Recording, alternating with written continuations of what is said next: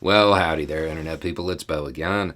So, today we are going to talk about the PACT Act and Jon Stewart and stated reasons and possible reasons.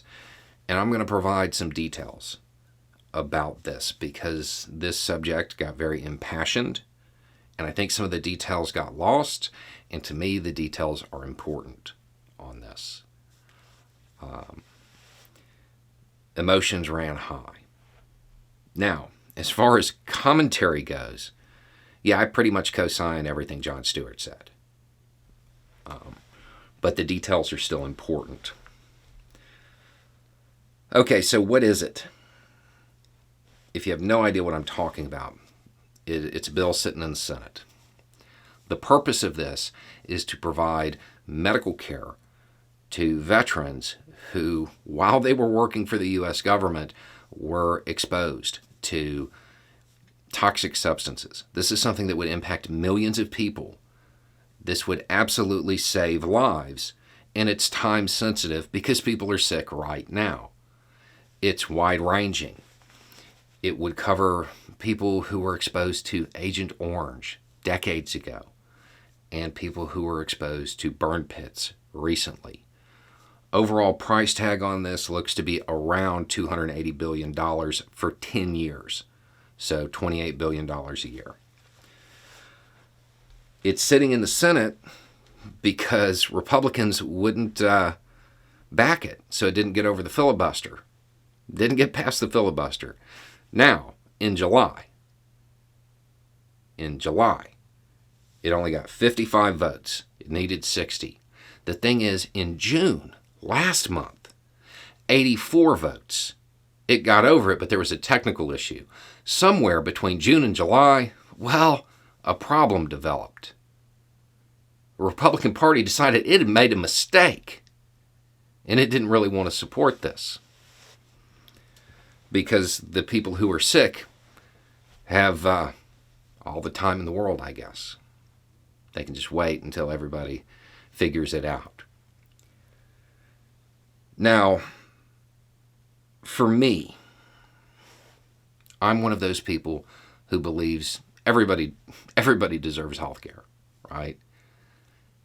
And to me, this is a little different, but it's not actually the veteran thing that makes it different. This is more like workers' comp.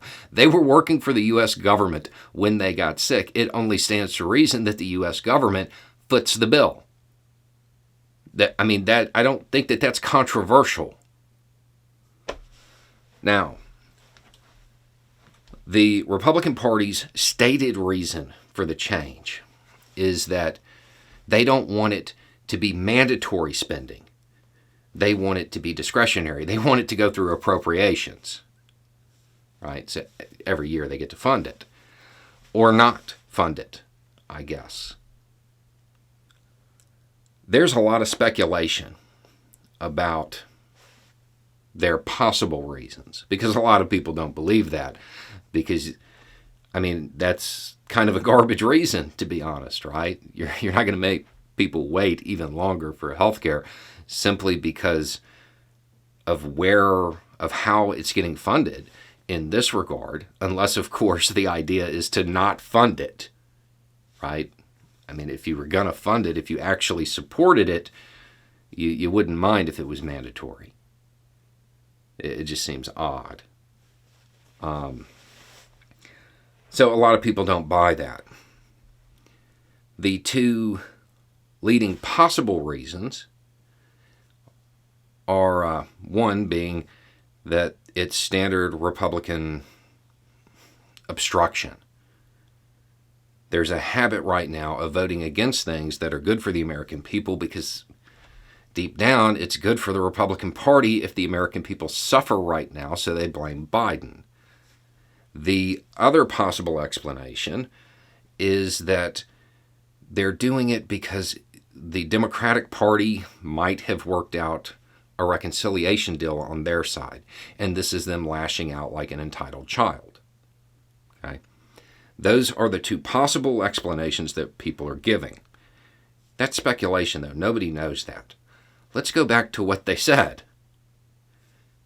They're holding this up because it's funded through a mandatory mechanism rather than going through appropriations, rather than being discretionary. To me, the only reason that that would be a concern is if you planned on cutting it later. I don't see any other possible reason for this to be an issue. So forget about the speculation. Their stated reason is bad enough in my eyes. Now, this isn't over. I want to say they're going to try to push it through again on Monday. We don't know what's going to happen because Republicans are patting themselves on the back for, denying health care to veterans who got exposed to this stuff while they were working for the U.S. government. And I know that sounds like hyperbole, saying they're patting themselves on the back. Immediately after the vote, they were fist bumping. So there are a lot of emotions about this because it's high stakes. It's high stakes. People are sick. They need the treatment. The longer the treatment is delayed, the more likely it is they don't have a positive outcome.